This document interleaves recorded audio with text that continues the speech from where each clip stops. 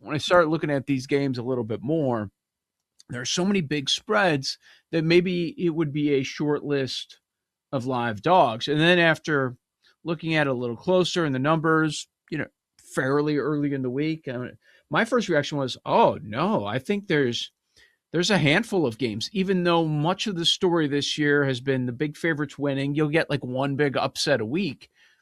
Then for the most part, we don't have these weeks where it's a crazy amount of upsets in years past. Like people that used to do these underdog parlays all the time, you don't hear them talking about them anymore because they don't hit. They're very difficult. Sometimes you won't even get 2 or 3 underdogs winning in a week. Like we've seen times where that happens. But with the numbers this week, even though there are a number of large point spreads, I still found quite a number of dogs where I could see being live this weekend. How about you? Is it a short list or maybe a little bit longer than you expected? Given the fact that Cleveland has what could derail Chicago in terms of defensive pressure in the pocket, horrible weather, wind, snow, off the lake, and now the Bears are a 7.5, 8-point favorite. It's one-way action for me on this one, man. It's Cleveland or pass. I'm sorry. It just is. Yeah, you notice we didn't mention them in teasers. And that is at a number, at a total that checks boxes. It's a low total. It's going through 7, 6, 3. Like normally that's a spot where, okay, that's an advantage teaser, if you want to put it that way. And neither of us brought them up at all. I'm not telling you Chicago's going to lose, but I have no interest in putting Chicago in a teaser, even though that is typically a number just going through it in bad weather too, where, oh man, that makes a lot of sense because that means you definitely think the Bears are winning the game. And we know the Browns, they can play some defense. And then I know it was the Titans, but all of a sudden Shador put up crazy numbers. And that Bears defense is not great. So I think that might scare people off a little bit. Thong, thong, thong, thong. Dude, he definitely had a thong on. I know. Gold thong. I like my quarterbacks to wear gold thongs. Give me the points. You also have to consider Chicago has been playing so many high leverage games and they've gotten so many breaks to go their way.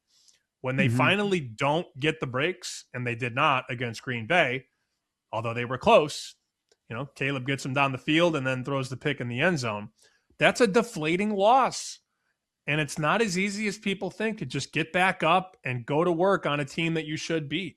There's a letdown factor in this game. And, anything north of 7, I would consider. South Point has an 8. So they've been laying it with Chris Andrews, our friend, tip of the strip. I'm on the dog. I didn't bet it yet, but I will. The games that are 2, 2.5, that's easy. We'll talk about those coming up. But of the double-digit spreads, I'll even throw in Houston. That number's 9.5. Of these double-digit spreads and Houston, just somewhere around there, are any of them live? Any of them? Because I wrote down one that I could see. I don't know if I'll have the guts to make the play on the dog to win, but there's one that I could see. Did you write down the Chargers or the Lions? The game you mentioned for the teaser. Vegas? What about the Raiders? If I'm picking one of those massive favorites to lose, why are the Eagles going to get it figured out? We keep saying that. We've been saying that about the Eagles all year. If you go back to the conversation, I know they've been winning games for the most part, but go back to the conversation from the very beginning. It has been a problem. The offense has been a problem. When the quarterback is the problem and you're laying double digits, this could linger. And you're on a short week too. All the issues going on with that team. No, like that would be the one where I'm like, I know, I get it, like Jacksonville. But I would look at Philly with the way that Hurts is playing, man. It is not good. Is 3.5 a live dog? Probably not, sure. Right? Because it's a coin flip game. Oh, okay. You're past a field goal. I like Miami Monday. And that's not just because I had my buddy who's very good tell me, hey, I just bet Miami to make the playoffs at 100-1. That might have something to do with it. But I do like Miami. I think they're very live to win that game Monday night at Pittsburgh. You know, you make Aaron Rodgers a favorite. There's just a lot to like there going the other way. And you always pay that Tomlin tax, of course, because, you know, when Tomlin's hovering around 500, they tend to take care of business. I'd go Miami, but I think my favorite live dog of a very small list of live dogs would be Cleveland plus 7.5. Yep, that's a good one. You know what the narrative is going to be until we get to Monday night. It's going to be in the 20s in Pittsburgh. Tua, 40 degrees or colder. Even though it was the Jets, a lot of quarterback problems there. He just beat the Jets, and it wasn't warm, right? It was fairly cold. It just wasn't 40 or colder. It was very close. But he's never won a game 40 degrees or colder. So I think it's going to be – I don't think the number is going to stick where we are because the narrative is going to get so out of control with Tua in the cold. And that's going to be interesting to see where that number closes. Do you think the Steelers will be in the room? I do. Yeah, I do. Especially once with the Tua stuff, people start talking about that stat. Like, oh, he's hot, but never wins in the cold. Yeah, I think that's going to happen, especially after what we just saw last week. And Rodgers has a good game, and they'll think, oh, he can do that again. Nah, I don't think so. Tomorrow. Should this be 4.5? Bucks hosting the Falcons. Listen, I'm not one to line up and bet the Falcons. It's very difficult to do, but I just look at this game and I don't think that Tampa Bay, the way that they've played for like going on 2 months now, that they should be laying 4.5 here. I hate this game. Absolutely despise it.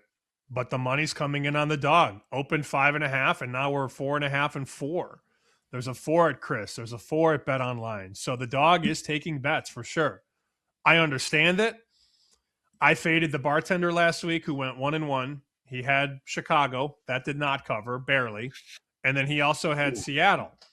So I was like, wow, I could mess around and take a little Atlanta. And it was close, wasn't it? 7-7 at one point? 6-6. And you're like, 6 okay, at halftime? Sure. Yeah. Whatever. And then it wasn't close. And you're like, damn, Atlanta stinks.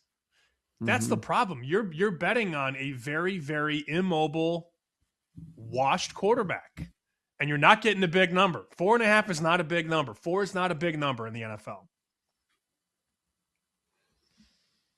There's another 4.5 out there. Chargers. Oh, yeah. Why are they getting 4.5 against the Chiefs? Loves LA here. He said that yesterday on our show. Yep. Yeah, that makes sense to me. I just don't know how you can lay 4.5 with Kansas City right now. And now you got a divisional matchup. Chargers just finding ways, as you put it. And Harbaugh said it's one of the greatest moments of his life. It rivals his wedding, the birth of his children the other night. It's like the Chargers will find a way. And then are the Chiefs going to find a way? It's tough to believe that right now. So, of course, Chargers plus 4.5, that's a live dog. Schwartz is saying it's over. It's over. And he's the biggest Chiefs homer there is. And he'll tell you. Are you talking we can ask year him tomorrow. Or like this for year. A couple years? Okay. No, some of the fans, though, if you went on social media after that Chiefs loss, oh, we're just a bad organization. We can't handle adversity. I'm like, these people are insane. They've been to 7 straight AFC championships, played in 5 Super Bowls, won 3 Super Bowls.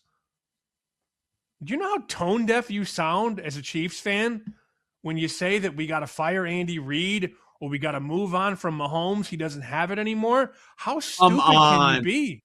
That did not. People were sick. It happened all night on Sunday. All night. My God. Idiots. Was Alex Gold We're one just of them? not a good organization anymore. I saw that all night. That is crazy. That is crazy. Have you disconnected from reality? I know you forget how the other half lives a little bit, but come on, fire Andy Reid. I could see him retiring if it's going to be this iteration of the team is now over. But and maybe you struggle for a year. Let's rework the offensive line. They had all those injuries this year. Like, come on, but they're completely done. You know, it would be done if Reid were to retire and then they promote Matt Nagy because that's what Reid wants. That could be a problem, but I don't think they would want to make that mistake. That's a joke. That's a joke to even suggest any of that. And Mahomes is actually playing well. He just doesn't have any help. So, I mean, that's just a crazy, crazy reaction. I know the idea. Go ahead, Paul. Real quick. I know the idea of Andy Reid retiring has been brought up multiple times. I just don't think that guy knows how to do, like, wants to do anything else. I don't see him retiring till the end, man. Like, football, it's always been like he might end up. Look, it's not going to end in Kansas City right now, at least the way it ended in Philly. But like that thing went for over 10 years, and then it was a fresh start in Kansas City. They've had a lot more success in Kansas City. I just don't think Andy knows, like, how do I say this? It's been very clear for most of Andy's career that football is number 1, 2, and 3. Okay. I'll put it like that. Food might be 2. And 3. He turned 68 in March. Spring chicken. He'll coach till 75. Not a spring chicken, from an account. This is from Chiefs Hive. It's a fan account. 13,000 followers. You know, pretty decent fan account. Quote, I'll say it now. Fire Andy Reid. And if the next head coach doesn't make the playoffs with Mahomes, fire him too. If you don't make the playoffs with the most talented quarterback in NFL history, you've got to go. No context. Like, let's not even bring up the entire offensive line is injured. We lost all our tackles. Like, it's insane. Kelsey's done. And you've lost. You've lost to some really good teams. You've lost. I mean, of their 7 losses, crazy to think they have 7 losses, 6 and 7. You lost to the Chargers, a healthy Eagles team, Jacksonville because your talented quarterback threw a 99-yard pick 6, at the Bills, at the Broncos, at the Cowboys in the shootout with Dak, and against the Texans. There aren't really any bad losses there. Maybe the Dallas lost, but aside from that, you've lost. That's a brutal schedule. It's a brutal schedule. There's a lot of teams that don't even play half that as far as quality opponents. The Patriots could never this year. Yeah. The Bears could never this year. The Bears would be like 4-10 with that schedule.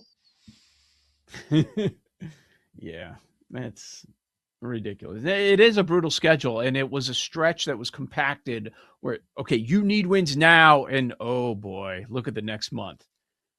And they're losing those games. All those one-score games they were winning over the last few years, they're losing them. One thing goes wrong. Wow.